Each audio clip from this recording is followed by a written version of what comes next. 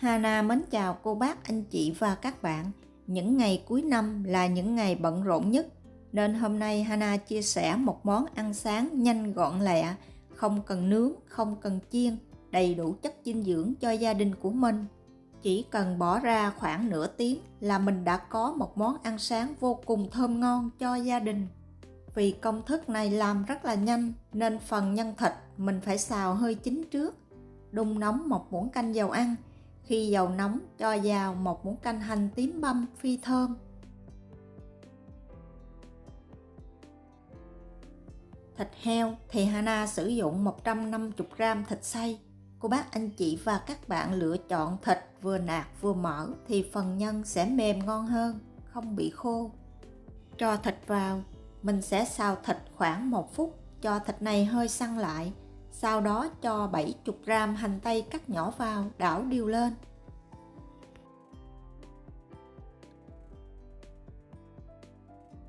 Nêm vào 1/2 muỗng cà phê đường cát và 1/2 muỗng cà phê vung bột nêm. Sau đó đảo đều, xào thêm khoảng 3 phút nữa cho phần thịt này hơi chín lại.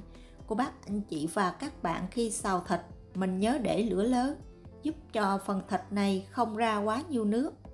Sau 3 phút, cho phần thịt và hành tây ra ngoài tô để cho thật là nguội. Để cho nhanh hơn, phần thịt này mình có thể rộng vào một thau nước. Sau khi thịt nguội, cho thêm vào 30g bột chiên xù để kết dính phần nhân lại với nhau, đồng thời giúp cho nhân mềm xốp, ngon hơn là mình trộn với bột. Để cho nhân được thơm ngon hơn thì thêm 1 muỗng cà phê tiêu đập dập sẽ ngon hơn là tiêu xay và 2 muỗng canh hành phi, trộn đều lên. Nếu mà nhà có em bé nhỏ không ăn tiêu, mình có thể bỏ qua, nhưng mà hành phi mình nên có.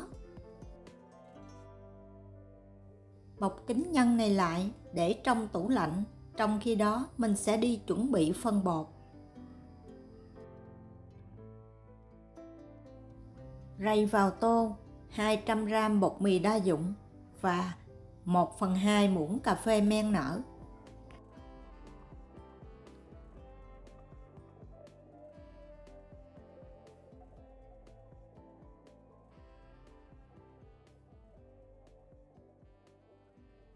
Nước thì mình sẽ dùng 120g nước. Thêm vào 1/4 muỗng cà phê muối, 1 muỗng canh đường và 1 muỗng canh dầu ăn, khuấy đều lên.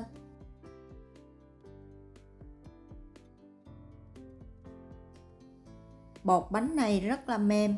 Cô bác, anh chị và các bạn nên cho phần nước này vào từ từ bột, trộn đều, đừng cho vào một lần, kẻo bột bị nhão.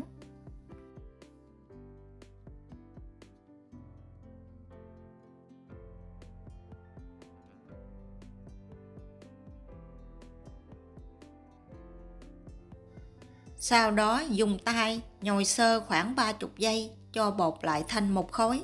Mình đừng nhồi lâu quá, bột càng nhồi sẽ càng dính.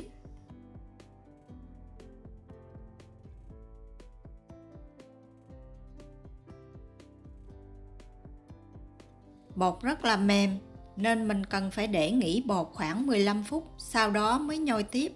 Thoa một ít dầu ăn chống dính lên bột và đậy kín lại.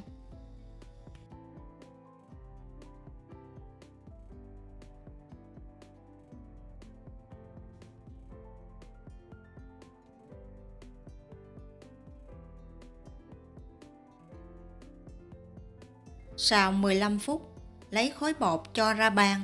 Nếu bột bị dính thì có thể cho thêm một ít bột áo chống dính và dùng tay nhồi khoảng 5 phút cho bột thành một khối dẻo mịn là được, không cần phải nhồi quá lâu.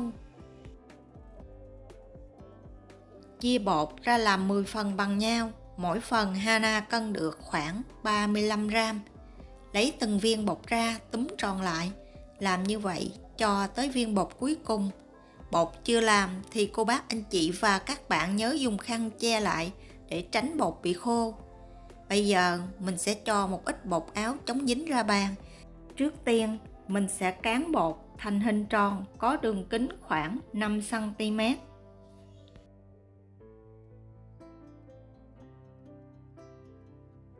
Mình sẽ cán bột giống như cán bột để làm bánh bao. Đẩy nhẹ bột từ ngoài vào, phần rìa mép sẽ mỏng hơn phần bên trong. Cứ tiếp tục làm như vậy cho tới khi bột đạt được kích thước khoảng 10 cm.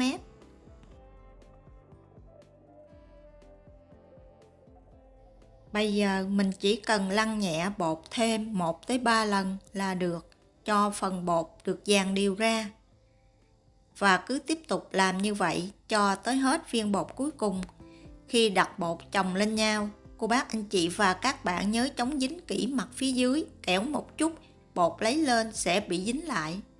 Sau khi cán bột xong, mình mới lấy nhân ra khỏi tủ lạnh, thêm vào 60g hành lá trộn đều lên. Nếu trộn hành lá trước thì phần nhân này dễ ra nước, không được ngon.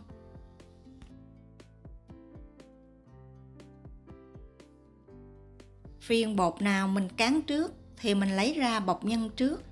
Mỗi cái bánh như vậy cho vào khoảng 2 muỗng canh nhân và gói kín lại. Cách gói cũng tương tự giống như cách gói bánh bao.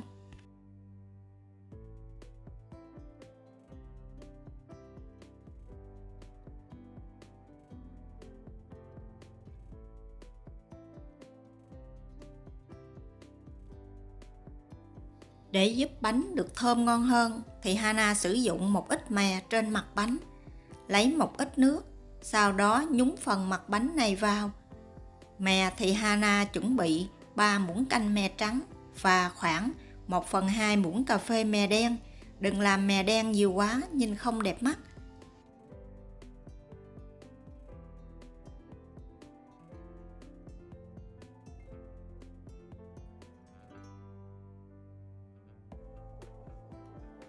Sau khi áo mè xong, đặt bánh lên khay có chất chống dính. Cô bác anh chị và các bạn có thể sử dụng bột hoặc là mình lót bao ni lông cũng được. Và cứ tiếp tục làm như vậy cho hết phần nhân và phần bột, sau đó đậy kín lại để tránh bột bánh bị khô. Đun nóng 2 muỗng canh dầu ăn.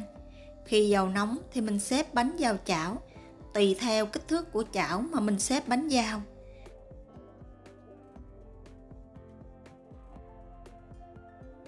Dùng tay phủi nhẹ phần bột bánh phía dưới đáy trước khi cho bánh vào chảo. Chảo thì cô bác anh chị và các bạn dùng chảo chống dính sẽ dễ dàng hơn. Nhớ chừa khoảng cách để bánh nở.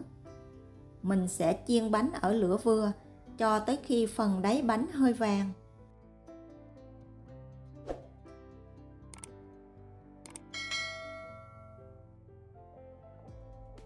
Khi tất cả các đáy bánh đều có màu vàng nhẹ phía dưới, lúc này cho vào 3 muỗng canh nước và để nắp lại nấu khoảng 7 phút là bánh chín.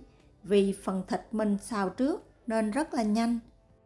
Sau 7 phút dỡ nắp ra, nấu thêm khoảng ít phút nữa cho tới khi phần nước trong chảo bốc hơi hết, chỉ còn phần dầu.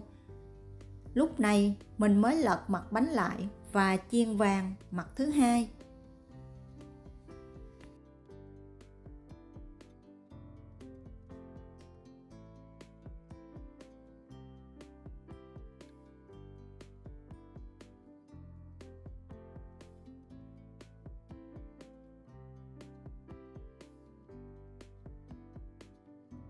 Khi bánh vàng đều hai mặt thì mình lấy bánh ra, tiếp tục xếp phần bột bánh còn lại vào chảo và nấu như vậy cho tới hết, có thể thêm một xíu dầu nếu cần.